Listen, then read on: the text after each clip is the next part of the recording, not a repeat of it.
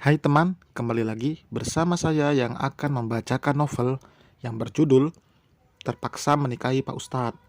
Baiklah, sebelum membaca, saya mohon untuk teman-teman semua mengaminkan doa dari saya ini. Semoga teman-teman yang membaca maupun mendengar diberi kelancaran rezeki, kesehatan, maupun dipermudah segala urusannya. Baiklah, langsung saja kita mulai. Bab 26. Makan dulu Pak Ustadz, tawar ketua DKM pada Syafiq. Saya benar-benar sedang terburu-buru Pak, sesal Syafiq. Ya, tunggu sebentar, lelaki itu kembali, datang membawakan bingkisan untuk Syafiq.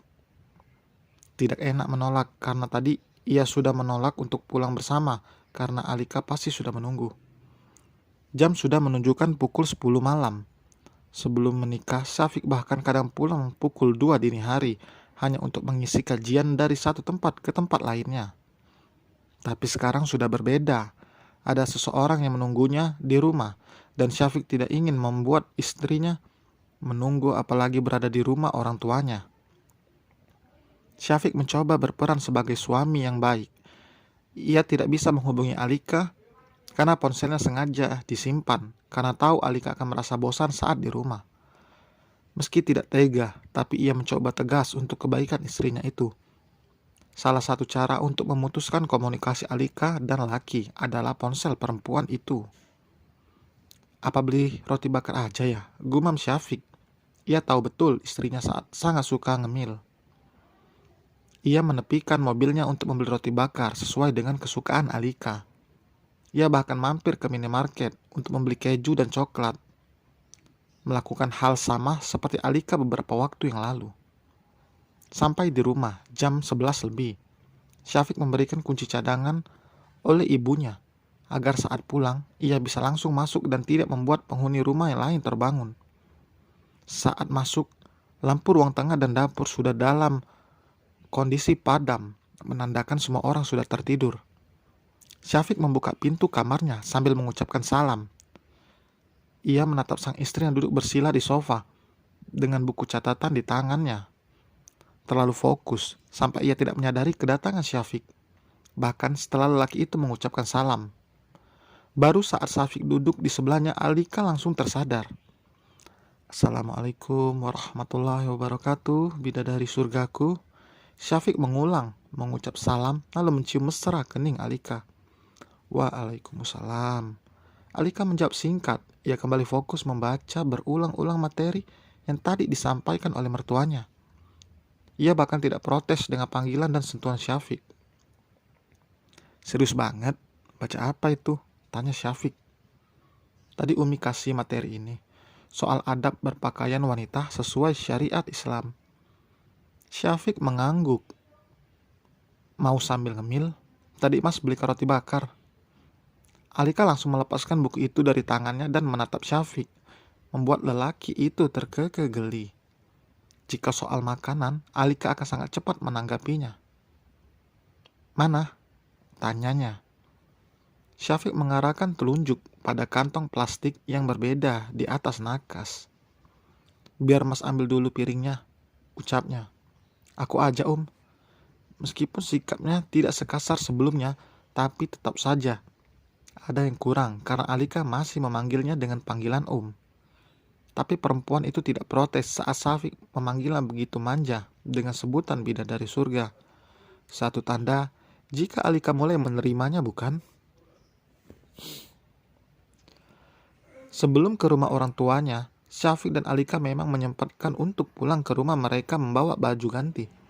Syafiq membuka satu persatu kancing baju koko yang dipakainya, lalu mengambil baju yang berada di ranjang.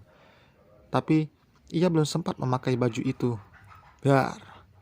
Alika yang baru saja membuka pintu kaget melihat suaminya bertelanjang dada, memamerkan otot tubuhnya yang seksi dan juga keras. Mata perempuan itu bahkan membulat sempurna.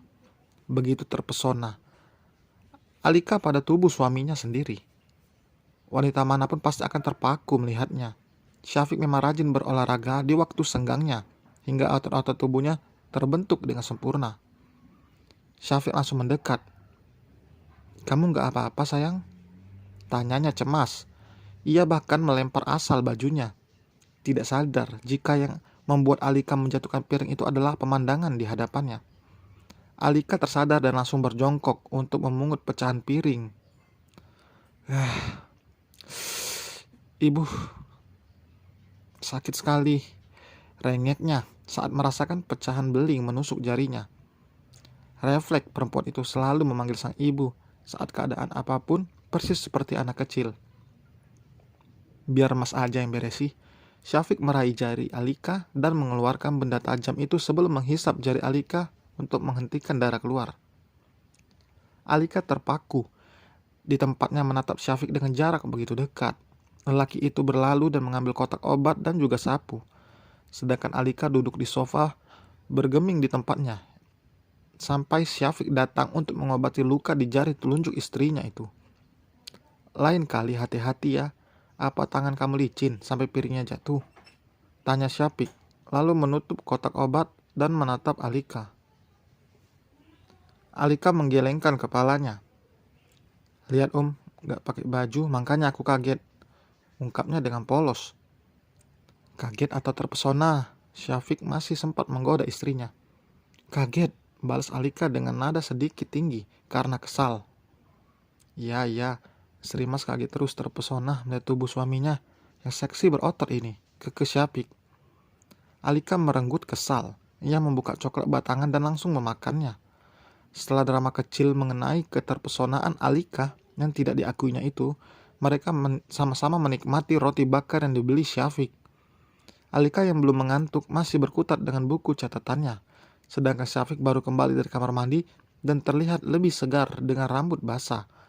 Tetesan air dari ujung rambut turun membasahi pundak dan dada yang telanjang terlihat begitu seksi, hingga Alika kembali terpesona. Ingin rasanya ia mengumpat lelaki itu, yang kini bahkan sudah berani tidak menggunakan baju di hadapannya. Masih lanjut belajar atau istirahat? Tanya Syafiq sambil memakai baju. Iya, aku mau bertanya, tapi gak enak kalau tanya ke Umi. Karena tadi Umi udah kelihatan capek, tutur Alika. Ya udah, tanyain Mas aja kalau gitu. Om, ini rambutnya masih basah tahu. Alika menegur. Dia mengambil handuk baru dan mengeringkan rambut suaminya. Karena dengan cara itu terlalu lama. Ia mengambil hair dryer yang ada di lemari ya. Kenapa nggak setiap hari aja kayak gini? Gumam Syafiq. Duduk diam seperti anak kecil yang sedang diurus oleh ibunya sehabis mandi. Om itu udah tua. Harusnya bisa kerjain apa-apa sendiri. Malu dong sama umur, celetuk Alika. Tua-tua gini tapi kamu cinta kan? Jangan mulai deh, tegur Alika.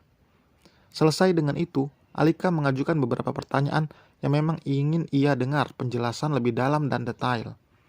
Dulu saat sekolah agama yang biasa ada di dekat rumahnya, Alika sering membolos. Ini nomor 9, jelasin dong, kenapa nggak boleh pakai parfum? Kalau lagi kumpul, malu dong kalau kecium bau. Jadi harus pakai parfum lah, tanyanya. Bukan tidak boleh, tapi disunahkan memakai minyak wangi. Namun wanita tidak diperbolehkan memakai wewangian jika sekelilingnya banyak laki-laki yang bukan mahramnya. Dari Abu Musa al-Asy'ari radhiyallahu anhu, Rasulullah bersabda yang artinya, wanita mana saja yang memakai wewangian, lalu ia keluar dan melewati para lelaki, sehingga tercium sebagian dari wanginya tersebut, maka ia adalah seorang pezina. Dan setiap mata yang melihatnya juga pezina. Hadis riwayat Abu Daud. Padahal cuma pakai parfum ya, gumam Alika. Ini hal yang banyak disepelekan oleh banyak orang. Kalau sudah tahu ilmunya, insya Allah akan mudah jika diamalkan. Sekarang kamu udah tahu kan, tinggal diamalkannya. Jadi kalau di depan Om aku boleh pakai parfum gitu? Alika menaikkan sebelah alisnya. Iya, gak cuman boleh pakai parfum. Ada hal lain yang gak boleh kamu lakukan di depan laki-laki yang bukan mahram, tapi bisa dilakukan di depan Mas. Apa itu? Pakai baju seksi, bisik Syafiq. Kecupan singkat mendarat di ujung hidung Alika yang membuat perempuan itu terpaku. Dan selesai teman-teman. Terima kasih telah mendengar. Jangan lupa untuk tinggalkan komentar ya. Jangan lupa subscribe agar channel ini berkembang. Terima kasih.